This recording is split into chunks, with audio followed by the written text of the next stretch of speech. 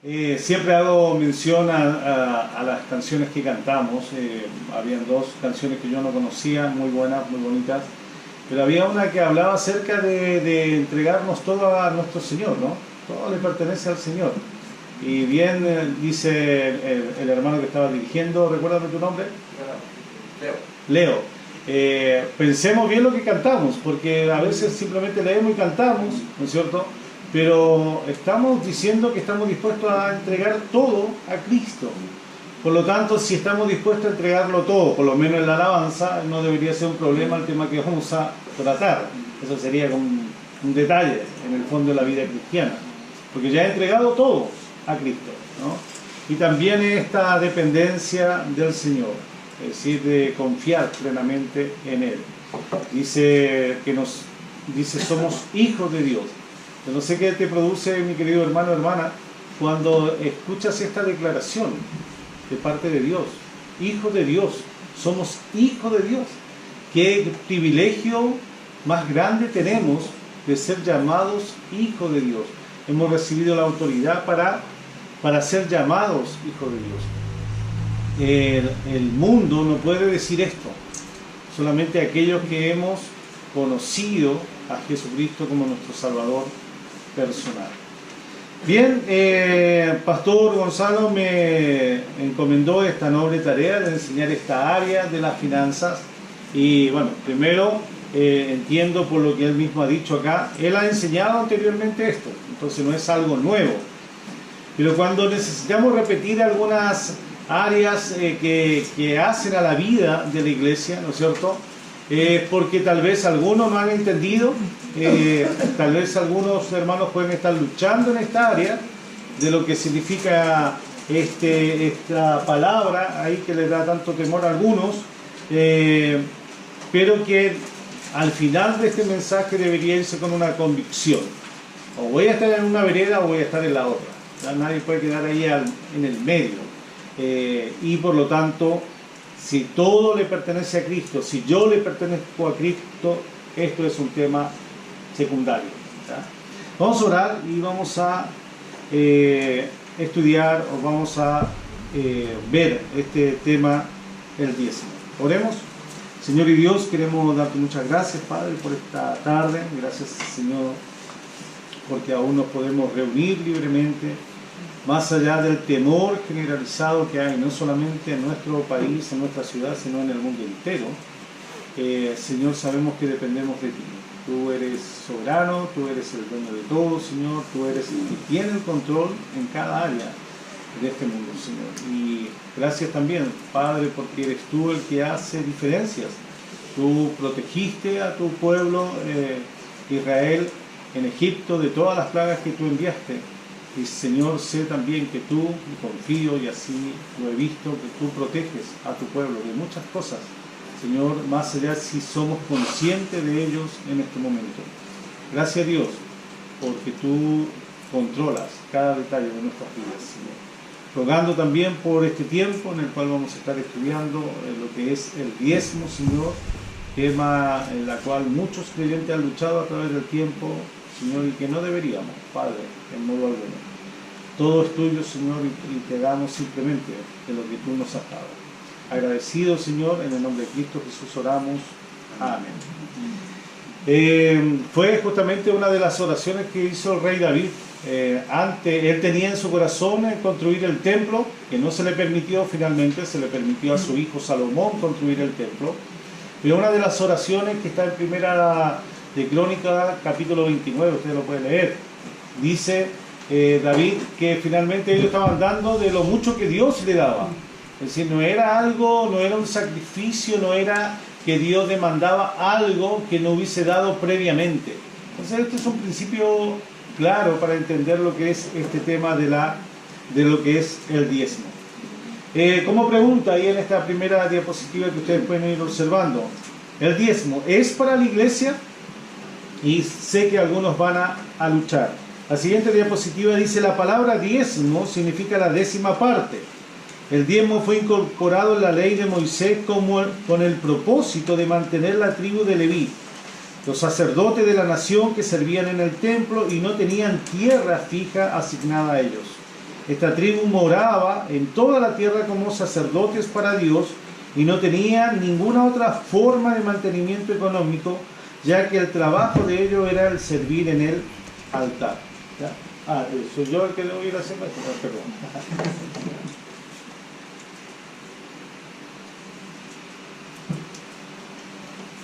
Sin lugar a duda que ustedes como iglesia han estudiado, ¿no es cierto?, lo que son vamos a decir, las responsabilidades que el pueblo de Israel tenía para con una tribu en particular del pueblo que se llamaba Leví, la tribu de Leví. Dios escogió a la tribu de Leví para lo que era el desarrollo o el ministerio que competía al templo, a las funciones del templo. Todo el pueblo de Israel a todas las tribus se le dio una porción de tierra y se le ordenó a las diferentes tribus dar ciertas ciudades, de hecho 4 ciudades a la tribu de Leví, lo que significaba que los levitas estaban en todo el territorio del pueblo de Israel. El pueblo de Israel tenía que entregar las tierras, tenía que entregar los campos alrededor de esas tierras, el ganado para el mantenimiento de esta tribu que iba a estar enfocada en el mantenimiento o en el desarrollo y en la actividad propia del templo, ¿ya? Además de la enseñanza de la palabra en los diferentes lugares, porque el templo estaba en una ciudad particular que era Jerusalén, pero los levitas que estaban en los diferentes lugares del país, ¿no es cierto?, de Israel, tenían que ministrar enseñando la palabra también a los israelitas. ¿Y cómo lo hizo Dios? Bueno, a través de lo que era el diezmo, ¿no es cierto?, que debía entregar en forma obligatoria el israelita, se sostenía esta tribu. Esta tribu, no sé si yo voy a poder hacer esto, sí. Esta tribu de sacerdotes existía aparte de los sumos sacerdotes, ¿no es cierto?, que era de la familia de Aarón, los descendientes de Aarón.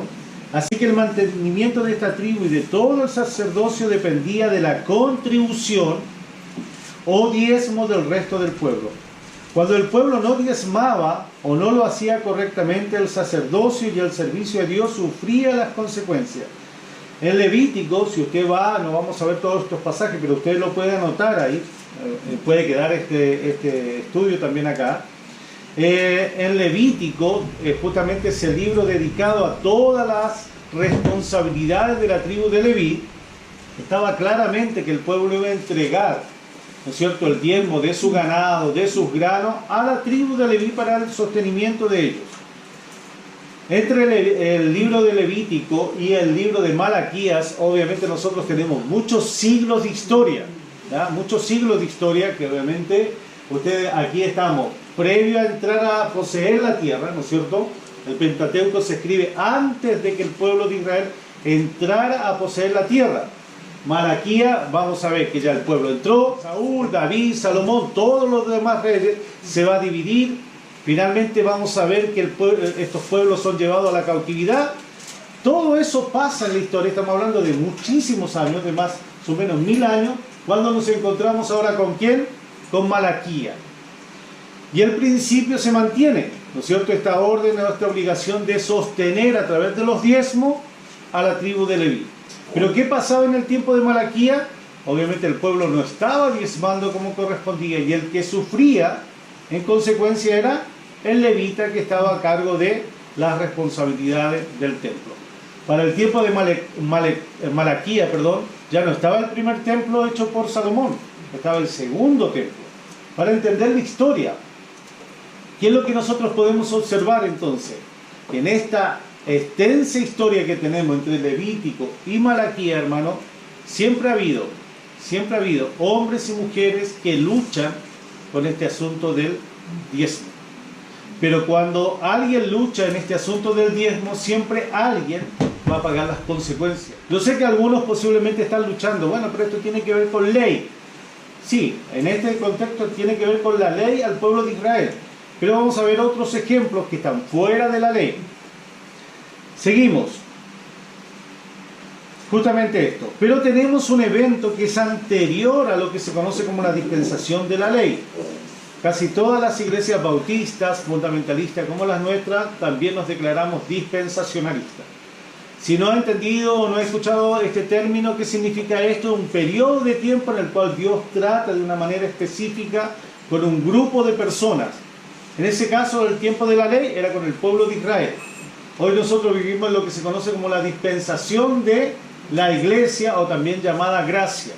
Ahora, gracia, que es el medio de la salvación, ¿no es cierto? Es decir, esto ha existido en todas las dispensaciones. Siempre ha habido gracia de parte de Dios. Por eso es mejor llamar a esta dispensación de la iglesia, lo que somos nosotros. Pero quiero dejar claro este punto. Entender que el diezmo, ¿no es cierto?, fue un evento anterior a la ley. Ya habían hombres que entregaban el diezmo.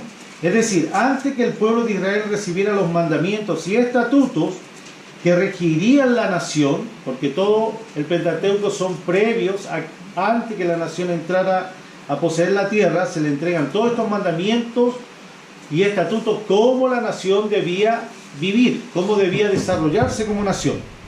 Dice, vemos a quién, al patriarca Abraham, ¿no es cierto? A Abraham, porque todavía no se le había cambiado el nombre, quien había entregado el diezmo de todo, y eso está entre paréntesis porque así dice el versículo, a un personaje llamado Melquisedec. Este era rey de Salem y también sacerdote del Dios Altísimo. Ese pasaje usted lo tiene, esa historia lo tiene ahí en Génesis capítulo 14, 17 al 22. Ahora, esto podría ser simplemente un detalle. Si uno estuviera leyendo Génesis, podría verlo como un detalle. Pero no es un detalle, porque usted cuando pasa, ¿no es cierto?, a la dispensación de la gracia o de la iglesia, nosotros, usted tiene un libro llamado Hebreos. Y este escritor, que era un hermano en Cristo Jesús, escribiéndole a creyentes que venían del mundo judaico, del mundo judío, pero que eran creyentes en Cristo, le va a escribir acerca de un ejemplo que había vivido ¿quién? El patriarca Abraham. El diezmo está incluido en lo que es esta dispensación. Ahora vamos a ver si es un mandato, si es una obligación, es otra cosa. Pero lo que no podemos negar que escritores del Nuevo Testamento, escritores pertenecientes a esta dispensación de la cual nosotros somos parte, escribieron a creyentes acerca del diezmo, animando a no olvidar algo que había estado establecido en la ley como obligación, pero que había sido anterior a la ley, como fue en este caso que estamos viendo acá de Abraham. Acompáñenme rápidamente a este pasaje para que veamos este acontecimiento. Se puede leerlo con mayor detención, hermano, y le animo a que lo haga. Es responsabilidad de todo creyente, siguiendo el ejemplo de los hermanos de Berea, ¿no es cierto?, escudriñar, ¿no es cierto?, si esto es efectivamente así. Leo capítulo 14 de Génesis, versículo 17, dice, cuando volvía de la derrota de Kedorlaomer y de los reyes que con él estaban, salió el rey de Sodoma a recibirlo al valle de Sabe, que es el valle del rey. Ahora, para hacer el contexto de la historia, hermano, ustedes saben que el sobrino de Abraham se fue a vivir a Sodoma. Vinieron otros reyes, tomaron prisioneros, ¿no es cierto?, a los hombres que estaban en Sodoma y se los llevaron, y entre eso al sobrino de Abraham. Abraham reunió su gente y fue en rescate de su sobrino, lo rescató. Los hombres que estaban con Abraham, obviamente era parte de la forma en que se hacían las guerras, que el ganador tomaba el botín, ¿no es cierto?, sacaba todo lo que pudiera sacar de la ciudad conquistada o de los reyes conquistados y lo traía. En ese contexto, dice entonces, versículo 18, Melquisedec, rey de Salem y sacerdote del Dios Altísimo. Ahora hay que entender, este no era un sacerdote conforme a Aarón, porque todavía no estaba establecido lo que era el sacerdocio de Aarón, que va a ser establecido siglos más tarde. ¿Ya? Hay que entender que van a pasar por lo menos 4 siglos. El pueblo de Israel tiene que crecer en Egipto, tiene que multiplicarse, tiene que estar bajo el yugo de Egipto, tiene que pasar mucho tiempo antes que se establezca este sacerdocio de Aarón. Pero se nos habla de un sacerdocio, de un sacerdote, y se nos dice que este era un sacerdote del rey, del Dios Altísimo, o el Yom. Y este hombre va a recibir de parte del patriarca Abraham el diezmo de todo. Entonces nosotros vamos a ver, hermano, para que vaya quedando plasmado en nosotros y en una convicción, aquí hay alguien que entrega el diezmo. alguien que es un sacerdote del Dios Altísimo. Y él va a decir lo siguiente, dice versículo 19, y le bendijo diciendo, bendito sea Abraham del Dios Altísimo, creador de los cielos y de la tierra. Este sacerdote, que no se va a conocer quién eran sus padres, de dónde venía, es lo único que tenemos, y es lo que dice justamente el escritor de Hebreo, haciendo, no tenía genealogía, no conocemos quién eran sus padres, no sabemos de qué lugar era, simplemente sabemos que era un sacerdote del Dios Altísimo. Y dice, creador de los cielos y la tierra. Este sacerdote reconocía que todo, absolutamente todo, cielos y tierra pertenecen a Dios. Por lo tanto, esto, hermano, cuando nosotros vamos entendiendo que el diezmo lo vemos antes de la ley, va a ser obligación durante el periodo de la ley, pero es antes de la ley, vemos a un sacerdote a un hombre como Abraham entregando el diezmo de todo a este siervo del Señor. ¿Un detalle? No, porque por algo un escritor siglos más tarde en la dispensación de la iglesia en la cual nosotros vivimos hace referencia a esto. ¿Para qué? Para animar a los creyentes de la iglesia antes que se destruyera el templo en el año 70 después de Cristo. ¿Qué es lo que va a hacer? Va a animar a los creyentes a algo que había sido una obligación para ellos. Posiblemente algunos todavía sigan diciendo, bueno, ok, pero esto para mí no me deja muy claro o tampoco me obliga supuestamente a entregar el diezmo. Ahora vemos también a otro, ¿no es cierto?, a otro padre de la nación de Israel, a Jacob. Otra vez, antes que se formase la nación como tal, haciendo voto a Dios, donde promete dar el diezmo de todo lo que Dios le diera. Alguien podría decir, bueno, acá vemos casi un principio de lo que es la iglesia y la prosperidad, ¿no? Bueno, conforme a lo que me des, si tú me das, yo te doy. Hermano, todos los que tenemos por convicción diezmar y ofrendar, lo único que podemos dar es testimonio de que Dios es fiel en darnos. Y no se trata de que Dios me multiplique conforme a lo que yo doy, pero sí lo que puedo ver es que cuando nosotros cumplimos en dar, que ese es un principio, y el principio que vamos a marcar, el Señor ha sido fiel. El Señor ha sido fiel. Es cuestión de vernos. Aquí no hay ninguna persona que está en un estado crítico por no haber comido o porque algo le esté faltando. Podemos ver la provisión de Dios y el cuidado de Dios en nosotros. Acá sigo leyendo, dice, podemos observar un principio del diezmo no restringido a un periodo particular de la historia. Queda claro que el diezmo es una práctica anterior a la dispensación de la ley. Se practicó como una obligación en la dispensación de la ley y no se negó ni abolió en la dispensación de la iglesia. Usted va a tener varios ejemplos, usted después va a poder anotar. ¿Cómo sabemos esto? Vamos a ver los pasajes, pero quiero poner este caso. Había un hombre que fue uno de los primeros misioneros, entiéndase, los primeros encomendados a fundar iglesias fuera de lo que era el judaísmo como tal, o de los creyentes donde habían judíos. Tenemos a Pablo, que era de la tribu de Leví. ¿Saben de qué tribu era el compañero de Leví? ¿Quién era el compañero de Pablo cuando sale como misionero? Era Bernabé. Bernabé era de la tribu de Leví. Por lo tanto, él había pertenecido a una familia sacerdotal. ¿Saben? En el libro de Hechos nosotros tenemos un caso de que él vendió una propiedad y la entregó en su totalidad. ¿Para qué? Para que fuera repartida entre los pobres. Es decir, nosotros vemos a un levita que entendía claramente la responsabilidad dentro de lo que era la dispensación de la ley. Ahora, en la dispensación de la iglesia, ¿no es cierto?, como creyente, entendía que este principio no se había abolido, que este principio de dar, de entregar, no se había eliminado. Usted no va a encontrar ningún pasaje, hermano, en el Nuevo Testamento que le diga usted no debe diezmar. Usted me va a decir, sí, hermano, pero no hay ningún pasaje que me diga que debo diezmar. Sí, pero no tiene ningún pasaje que le diga que esto se abolió. Al contrario, los ejemplos que tenemos es de creyentes entregando, más que el diezmo, entregando todo. Eso es lo que estábamos cantando, ¿no? Y eso es lo que nos exige Dios. Vamos a ver un pasaje de Romanos, justamente que lo que demanda Dios es una entrega total, no parcial. El diezmo sería una entrega parcial de mis bienes.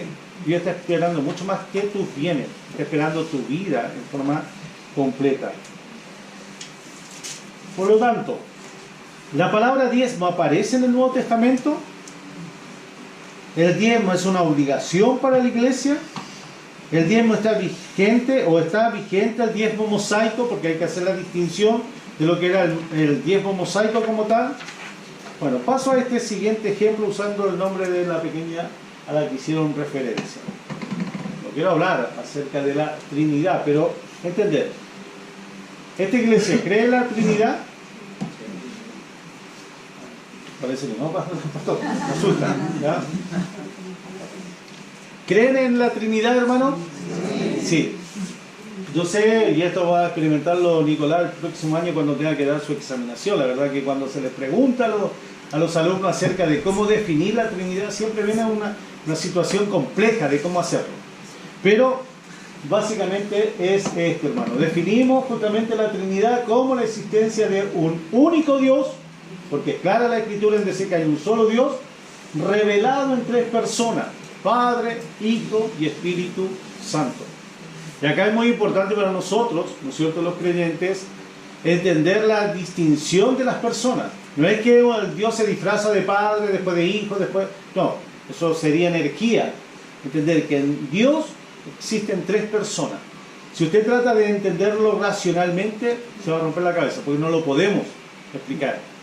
Pero sí debemos reconocer claramente que el Padre, el Hijo y el Espíritu Santo son tres personas distintas. ¿Quién murió por nosotros en la cruz del Calvario? El Hijo, hermano. ¿Quién tomó carne? El Hijo. Por eso hay algunas oraciones incorrectas, hermano, cuando alguien dice: gracias, Padre, por la sangre derramada. Padre no derramó sangre, o el Hijo. Por eso es importante conocer la doctrina. Ahora, ¿por qué hago mención de esto? Porque la palabra Trinidad, ¿aparece en el Antiguo Testamento? No. ¿Aparece en el Nuevo Testamento? No, no aparece. Entonces, ¿por qué cree en algo que no aparece? Porque el concepto, claramente, hermano, el concepto de la Trinidad está enseñado en toda la Biblia, ¿ya? Es una verdad, hermano, que se enseña claramente en toda la Escritura. Tenemos muchos pasajes desde Génesis en adelante. Es decir, ahí usted puede anotar, no, por tiempo obviamente no podemos, pero usted puede volver a repasar lo que fue la doctrina de teología propia, ver este punto de la Trinidad y todos los pasajes que hace referencia de que en este nombre, de hecho, el primer versículo de la Biblia, ¿no es cierto?, en el principio creó, que dice: Dios, los cielos y la tierra. Esa palabra Dios ya es una palabra plural. Obviamente, si tuviéramos solamente Génesis 1.1, no podemos llegar a la conclusión que hay tres personas. ¿Cómo llegamos a esa conclusión? Obviamente a través de todo lo que se conoce como la revelación progresiva de las Escrituras. Es decir, en esa luz que el Señor nos da a través de los siglos, vemos claramente al Padre, vemos claramente al Hijo, vemos claramente al Espíritu Santo, y cada uno atribuyéndose atributos que son únicamente de Dios. No vamos a discutir, entendemos que es una verdad establecida, claramente enseñado. Entonces el asunto es, y alguien podría decir: bueno, con respecto al diezmo, ahora con respecto al diezmo, ¿aparece la palabra diezmo en el Nuevo Testamento? Sí aparece. ¿Ya? ¿El diezmo es un mandamiento para la iglesia? No. ¿Está vigente el diezmo mosaico? Por eso subrayé mosaico perteneciente a la ley. No, porque usted no va a entregar su pedazo de tierra, no entrega su cosecha. No estamos hablando de eso. Entendemos la diferencia. Pero la palabra diezmo aparece. Sí, ahí hay dos pasajes o tres pasajes que quiero ver. Quiero invitarlo primeramente a Mateo. Y yo sé que algunos posiblemente me digan: sí, pero hermano, Mateo pertenece, o los evangelios pertenecen todavía al periodo de la ley, ¿no? Porque Jesucristo está vivo. Pero miren las palabras de nuestro Señor Jesucristo y preste atención a las palabras del Señor Jesucristo, no a mí. Él le está diciendo a los escribas y fariseos, entre esos varias veces le va a decir hipócritas, ¿no es cierto?, en este pasaje. Y en el versículo 23, no se va a olvidar, dice: ¡ay de vosotros, escribas y fariseos, hipócritas! Porque diezmáis. Se dan cuenta que estos eran hombres religiosos porque estaban cumpliendo claramente con algo establecido dentro de su periodo, que era diezmar. ¿Y qué le dijo el Señor? Que diezmaban ellos. Diezmáis que la menta y el eneldo y el comino, y dejáis lo más importante de la ley. ¿Qué es lo que le está diciendo el Señor? Lo más importante es, primero, justicia, misericordia y fe. Esto era necesario hacer, que escucha el Señor Jesucristo, sin dejar de hacer aquello. Ahora, ¿usted conoce algún fariseo que haya pasado a la dispensación de la gracia? Hay un fariseo famoso, Pablo, ¿no es cierto? Fariseo convertido, pasó a la dispensación de la iglesia. Ahora, hermano, el Señor Jesucristo dijo que era necesario hacer ¿qué? Justicia, misericordia y fe. En las cartas del Nuevo Testamento tenemos mandato a hacer justicia, a manifestar fe, el fruto del Espíritu, dice que debemos manifestar fe. Misericordia, usted va a encontrar pasajes a montón donde se los hace el énfasis a nosotros los creyentes de manifestar justicia, de manifestar fe y de manifestar misericordia. El Señor Jesucristo dijo, esto era necesario hacer, sin dejar de hacer aquello. El Señor Jesucristo no sabía que iba a venir la dispensación de la gracia, sabía. Por lo tanto, uno podría decir, el Señor esperaba que en esta nueva dispensación nosotros los creyentes diezmáramos. Sí, hermano. Sí, usted puede ver este pasaje que claramente está diciendo sin dejar de hacer aquello. El Señor sabía claramente que iba a ir a morir a la cruz, sabía claramente que iba a ascender a los cielos, sabía claramente que iba a descender el Espíritu Santo para dar inicio a una nueva dispensación. El Señor no estaba diciendo frases por llenar y decir algo en el viento. Por lo tanto, prestemos atención a las palabras justamente del Señor. Otro pasaje en estos...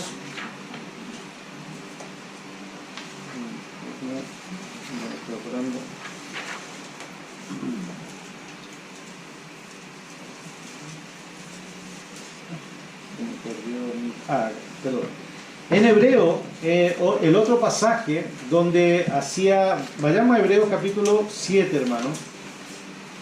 ¿Se acuerdan cuando estaba haciendo referencia al libro de Génesis, al capítulo 14?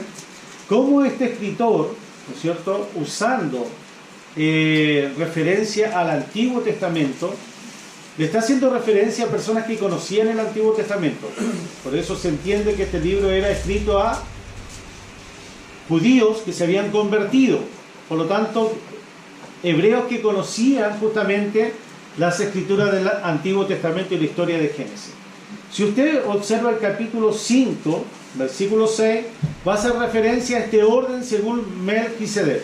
Versículo 10 del capítulo 5 vuelve a hacer mención del según el orden de Melquisedec. ¿Qué es lo que se está enfocando acá? Capítulo 6, capítulo 7 está enfocando que el Señor Jesucristo tiene un orden sacerdotal superior al de Aarón. De Aarón era de la tribu de Leví. Y la Escritura va a decir, nada se dijo de que un sacerdote iba a aparecer de la tribu de Leví, sino que el Señor era de otro orden, del orden de Melquisedec. Y la Escritura en hebreo dice, no se sabe la genealogía de él ni su origen, pero no porque fuera una persona sin origen, sino porque no se hace mención simplemente en Génesis. Pero se está haciendo el énfasis de cómo el patriarca, en el capítulo 7, hermano, versículo, ¿no es cierto?, 4 dice, considerad pues cuán grande era este, hablando de Melquisedec, a quien aún Abraham, el patriarca, dio el diezmo del botín. Ciertamente lo que dice, de entre los hijos de Leví reciben el sacerdocio, tienen el mandamiento de tomar del pueblo el diezmo según la ley. Bueno, todavía se estaba dando el diezmo porque todavía estaba el templo, hermano. Pero el énfasis está puesto que iba a venir uno que era mayor que el orden de Aarón, según el orden de Melquisedec. Si usted quiere anotar, lo va a ver en el versículo 11, versículo 15, versículo 17, versículo 21. Algo está queriendo decir. Pero este ejemplo de haber puesto a Abraham entregando el diezmo a Melquisedec, uno mayor. Y el versículo 22 termina ahí diciendo, por tanto, a todo lo que yo vengo diciendo, dice el escritor, Jesús es hecho fiador de un mejor pacto. Ahora la pregunta, ¿Jesús es mayor que Melquisedec? Obvio. Si el patriarca Abraham entregó el diezmo de todo a este hombre, que no sabemos qué finalmente hacía, simplemente Abraham le entregó el diezmo de todo. Sabemos que cuando el pueblo entregaba el diezmo a la tribu de Leví era para el mantenimiento de la tribu de Leví, para el desarrollo de lo que se hacía en el templo todavía. Más o menos esta carta fue escrita como en el año 67-68. 2 o 3 años más tarde el templo va a ser destruido por los romanos y no va a haber más sacrificio, no va a haber más ofrenda al templo hasta el día de hoy. No hay, porque no hay templo. Pero sin embargo se nos dice que hay alguien superior a este hombre, que es nuestro Señor Jesucristo. Vuelvo a apelar, hermano, un poquito a lo que cantábamos. Todo te pertenece. Te pertenezco, Señor.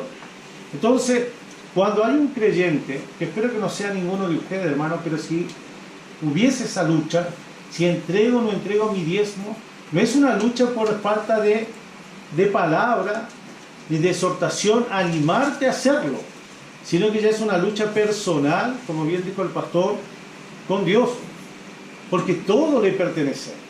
Es decir, a ti se te entrega, el Señor provee trabajo, provee un sueldo, para que tú lo administres, pero entendiendo que todo, absolutamente todo, le pertenece a Dios.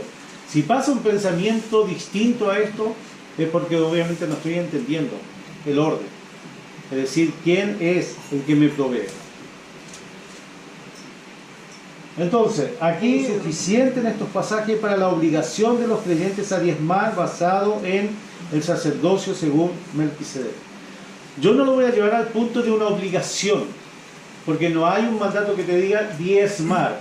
El creyente está obligado a diezmar como si estaba claramente en la ley de Moisés para el judío, para el pueblo de Israel. Pero está el principio claramente establecido. No vemos una negación del diezmo, no vemos la abolición del diezmo, sino al contrario, vemos hombres como Bernabé en el libro de Hechos, claramente entregando todo lo que vendió de su propiedad, lo entregó. Un levita, no es poca cosa, hermano, entender esta conexión. Él sabía claramente la responsabilidad. Cuando hubo este conflicto, ¿no es cierto? Y el primer concilio que nosotros tenemos en las Escrituras, ¿en qué capítulo está? En el libro de Hechos, capítulo 15. ¿Cuál era el tema de conflicto? La circuncisión. ¿Y qué se le dijo? No obliguen a los gentiles a circuncidarse. Era una buena instancia para haber dicho no se le obliga a esto, no se le obliga a aquello. De hecho, no estaban obligados los creyentes ahora ¿qué? A circuncidarse. No estaban los creyentes a llevar una ofrenda al templo antes del año 70. No estaban obligados los creyentes en Cristo a guardar el día sábado. De hecho, guardaban el primer día de la semana, el día domingo, como lo guardamos. Y no se hace jamás mención al asunto de las ofrendas, que estarían cesados.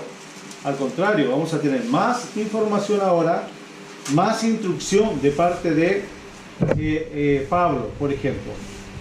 Ahora, ¿se dice en alguna parte del Nuevo Testamento no debes diezmar? ¿Cuál debería ser tu categórica respuesta? No dice en ningún lado. Usted no podría decirme, no, es que aquí hay un mandato a no diezmar. No hay, hermano. Entonces, siguiendo el principio de lo que estamos viendo, todo nos lleva y nos apunta a ¿qué? Que deberíamos diezmar.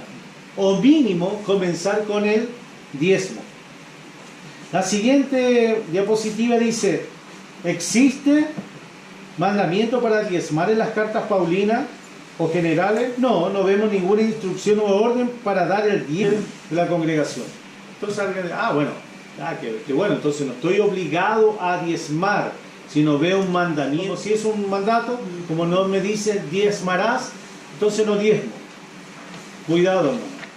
Seguimos. Creo, hermano, convicción, usted puede analizar, creo que la razón por la cual no se da este mandato del diezmo a la iglesia en el Nuevo Testamento es porque Dios espera que los cristianos no solo demos parte de lo que poseemos, sino que nos demos en una entrega total de todo lo que somos. Nuestra vida, nuestro tiempo, nuestra familia y por supuesto nuestras posesiones, lo cual incluye el dinero. No podría separar esta área financiera de todo lo demás. Hay un hermoso ejemplo de que Pablo va a poner en 2 Corintios, cuando dice que los hermanos de Macedonia pidieron, le rogaron a Pablo ser parte de las ofrendas que iban a llevar a los pobres de Jerusalén. Y Pablo va a agregar algo. ¿Por qué se produce esto que sorprendió incluso al mismo apóstol? Porque los hermanos se habían dado primeramente ¿a quién? Al Señor. Cuando uno está entregado primeramente al Señor, este es un tema secundario, hermano, de lo que significa diezmar o lo que significa ofrendar. ¿Qué dice Romanos capítulo 12? Por favor, si me acompañan rápidamente. Pasaje que sin lugar a duda ustedes han visto y han leído. Así que, hermanos, ruego por las misericordias de Dios que presentéis, que dice, vuestros cuerpos en sacrificio vivo, santo, agradable a Dios, que es vuestro culto racional. No os conforméis a este siglo, sino transformaos por medio de la renovación de vuestro entendimiento, para que comprobéis cuál sea la buena voluntad de Dios, agradable y perfecta. ¿Pero qué está esperando el Señor de nosotros? Sacrificio completo, hermano, una entrega completa.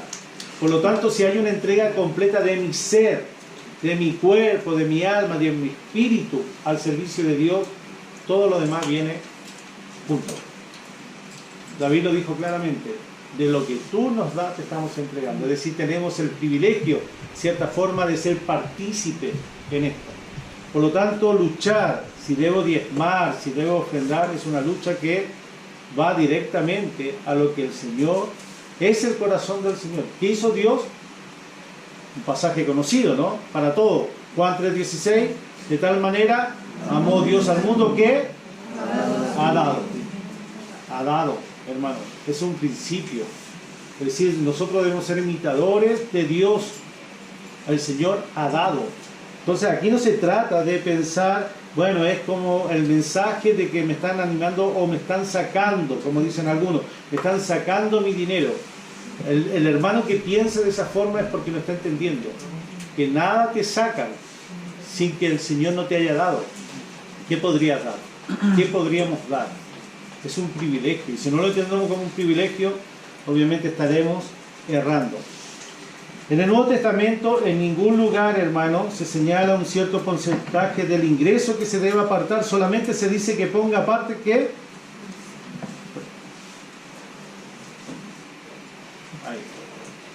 según haya prosperado.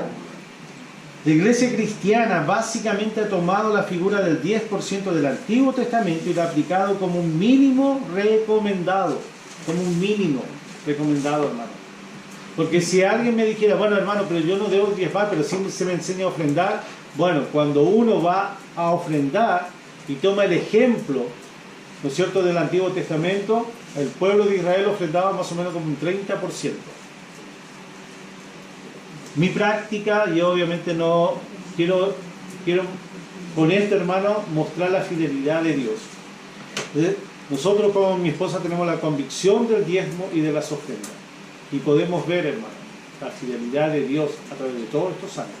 Es decir, un ministerio en Paraguay por 15 años, antes sirviendo en Chile, ahora sirviendo en Chile, hermano, y ver la fidelidad de Dios. Uno cuando empieza a sacar cálculos dice, bueno, si yo dejara esto, podría pagar la cuota de, o ahorrar para mi casa, o para aquello, algo a Dios. Tú no vas a suplir. Tú no vas a suplir. Cuidado, hermano, con pensar y entregar. He observado a través de la historia que muchos hermanos, y que quisiera saber cómo lo hacen, sinceramente, a veces entregan como algo, ¿no es cierto?, de lo que Dios le ha prosperado. Y a veces puede ser que durante el mes puso 5.000 pesos. ¿Ya? Algunos. Y uno dice, ¿cómo hace para vivir esa persona? Si él se está haciendo el 10%, eso significa 50.000 pesos, ¿no? ¿Cómo hace para vivir? Sin lugar a duda que no es la realidad, hermano. Pero finalmente esa persona, esa hermana está enseñando algo y está diciendo algo también a la congregación. Es decir, Dios a mí no me provee, por eso yo tengo que hacer mi resguardo. Cuidado, usted está dando un testimonio a través de su ofrenda. Usted está dando un testimonio de Dios, de cómo tiene cuidado de su persona. Por lo tanto, hermano, si usted tiene la costumbre de ofrendar o diezmar, si un día domingo no viene, no se quede con lo que no es suyo, entréguelo, entréguelo. ¿Ya? Principio, voy a avanzar un poquito. Dice, hay un principio bíblico que tiene que ver con el principio de dar. El concepto bíblico de dar es claramente enseñado en la Escritura, tanto en el Antiguo Testamento como en el Nuevo Testamento. La historia de la viuda, hermano. ¿Cuánto dio la viuda? Todo. Todo su sustento. Es decir, ella dio más que todos los que estaban entregando su diezmo. Ella dio más que todos los que estaban dando su diezmo y sus ofrendas. Dio todo su sustento. Pregunta, aunque no tenemos la historia, ¿el Señor la habrá dejado sin nada? No. ¿O habrá provisto para ella? Bueno, es mi convicción que el Señor proveyó. Ahora, mire la atención que puso. No era por la cantidad, en cuanto a comparar las cantidades, sino que todo su sustento. ¿Cuántos de nosotros hemos dado todo nuestro sustento?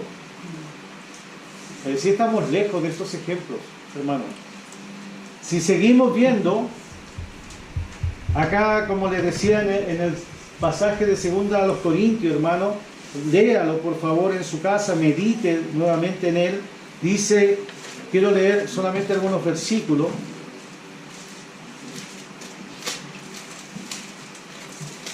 No quiero extenderme como el pastor. Ustedes ya están acostumbrados a estar más tiempo, ¿no es cierto? Hay fama por ahí. 2 Corintios capítulo 8 dice, versículo 2, en grande prueba de tribulación, la abundancia de su gozo y su profunda pobreza abundaron en riqueza de su generosidad. Hermano, los hermanos estaban en un aprieto, en un estrecho económico. Esto no son palabras exageradas de Pablo para ponerle color, como diríamos nosotros los chilenos. No se trata de eso. Acá estaba hablando de una realidad. Pero sin embargo, estos hermanos rogaron, versículo 4, pidiéndonos con mucho ruego que les concediésemos el privilegio de participar en este servicio para los santos. Y Pablo dice, no como lo esperábamos, sino que asimismo se dieron primeramente a ¿quién? Al Señor y luego a nosotros por la voluntad de Dios. Hermanos, estos hermanos son ejemplos. Estamos hablando de gente de la dispensación de la iglesia. ¿Hasta qué punto dieron? Todo. Más que un diezmo, más que una ofrenda. Entonces, la verdad, hermanos queridos, que más allá de toda esta contingencia nacional, y sé que hay muchas personas que lamentablemente han quedado sin trabajo o las entradas han disminuido, aún así, hermanos, nuestro país tiene la capacidad, por nuestros trabajos, a través de lo que el Señor nos ha dado, de poder sustentar claramente a un pastor, claramente apoyar misiones, claramente apoyar y ofrendar a la viuda y a los huérfanos que podamos tener. Si no se trata de eso, el problema pasa por otras cosas que tienen que ver con la convicción que cada uno ha hecho en su propio corazón.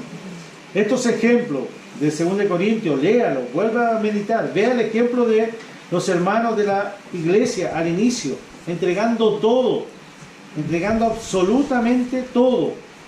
Esto no es una regla que usted salga a vender su casa, no estamos diciendo eso, sino cuando tenemos esta lucha de si entrego el 10%. Hermano, la Escritura dice claramente, cada uno se pare conforme haya prosperado. ¿De dónde podría, si alguien se pregunta, ¿y de dónde comienzo entonces a dar? Si he prosperado y el Señor me ha bendecido. Bueno, hay un mínimo histórico, bíblico, el diezmo, para comenzar.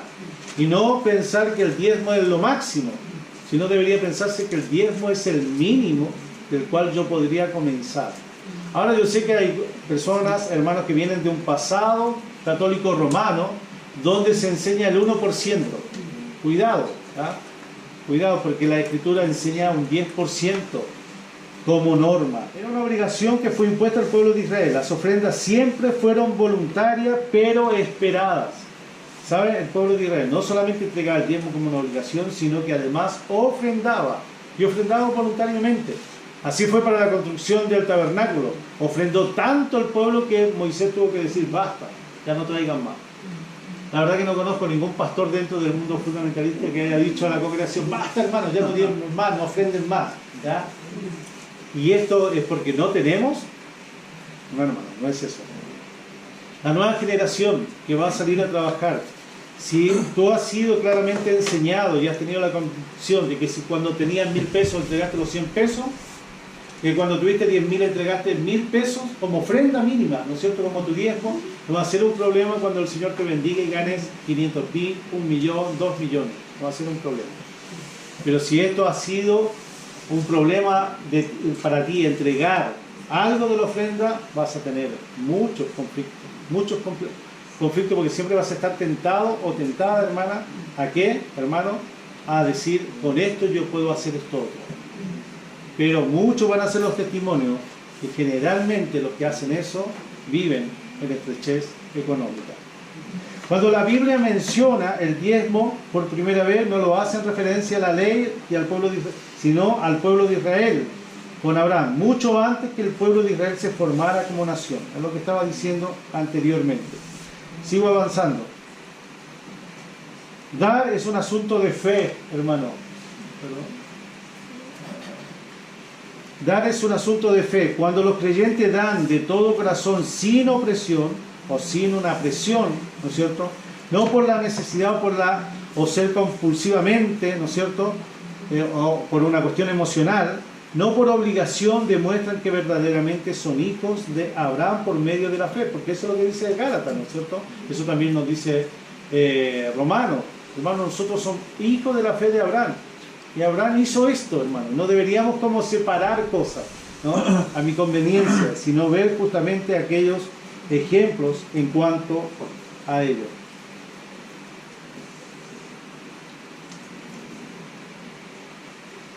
Voy a avanzar un poquito más. Con la gracia, hermano, la ley es obsoleta y por cuanto el diezmar es una norma que forma parte de esa ley, su validad está caduca. Como mandamiento, si dijéramos como mandamiento. Para el cristiano de la Iglesia de Jesucristo, si bien creo que no es obligatorio entregar una parte de los ingresos como obligación, el compromiso es definitivamente mayor, ya que todo el ser, espíritu, alma y cuerpo, para el 100% es de dominio para Cristo. Quiero finalizar, hermano. Este trabajo va a quedar aquí en la iglesia si quiere mirarlo, pero quiero ir a las palabras de un hombre llamado Spurgeon. Y él dijo lo siguiente. Vuelvo a eso para que en la ley la acción de dar era una obligación, en cambio en la gracia de la iglesia el dar es una bendición. Todos los que entregamos creo que podemos dar testimonio que es una bendición. Bendecir a aquel que nos preside, bendecir a aquellos que están haciendo la obra misionera, bendecir a un hermano cuando está en necesidad. Y eso se hace en este tiempo a través del dinero, ¿no? A través del diezmo, de las ofrendas. Este hombre, conocido como el príncipe de los predicadores, dijo lo siguiente. Leo. Mucho se ha dicho acerca de dar un diezmo del ingreso al Señor. Soy del parecer, dijo este hombre, que se trata de un deber cristiano que nadie debería cuestionar ni por un instante, cuestionar. Si se trataba de un deber bajo la ley judía, es ahora un deber mucho mayor bajo la dispensación cristiana. Pero es un gran error suponer que el judío solamente daba el diezmo. Si usted cree que solamente el judío daba el diezmo, está en un error. Falta de conocimiento, porque el judío, sumando todo, llegaba casi a un 30. Era el pago que debía realizar, pero después de eso venían todas las ofrendas voluntarias, todos los varios dones de diversos tiempos del año, de tal forma que tal vez él daba un tercio, ciertamente algo superior o aproximado, mucho más que el diezmo como tal. Para concluir, hermanos, no pretendo convencerlo o convencerla de diezmar.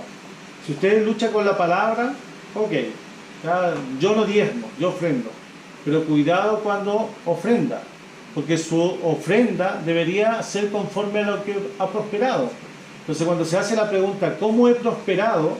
Bueno, ¿y cuál es el conocimiento bíblico que tengo? Bueno, hay algo mínimo del cual debería partir, que es un diezmo, y de ahí hacia arriba. Entonces, como conclusión, diezmar no es un mandamiento dado a la iglesia como lo fue al pueblo de Israel, pero su principio nunca fue negado. Usted no va a encontrar, como dije, un versículo que diga, no diezmarás. Porque claramente vemos en la palabra de Dios el principio de dar con un corazón alegre, según se haya prosperado. Apoyar la obra de Dios requiere dinero, y el diezmo es una base mínima, no máxima, de donde podemos comenzar a dar. El hermano o la hermana que ha tenido como principio diezmar y ofrendar ha hecho bien, y sin duda lo seguirá haciendo, aunque no haya un mandamiento mosaico como obligación a diezmar. Ahora, los hermanos que han cuestionado el diezmo, vea bien esto, hermano, no lo han hecho por una inquietud bíblica, sino más bien motivados por una mezquindad en sus corazones. Y solo en esos corazones prospera pobreza. No olvidemos, Dios ama, dice, al dador alegre. Es decir, Dios espera, hermano, que uno ofrende, que uno diezme. Es decir, aquí no se trata si yo le busco la quinta pata al gato, no, de que esto no es bíblico, sino que finalmente es la mezquindad que hay en el corazón. Porque obviamente Dios ama al dador alegre y está esperando, por tanto, que uno diezme, que uno ofrende. Vamos a orar, hermanos. Amados.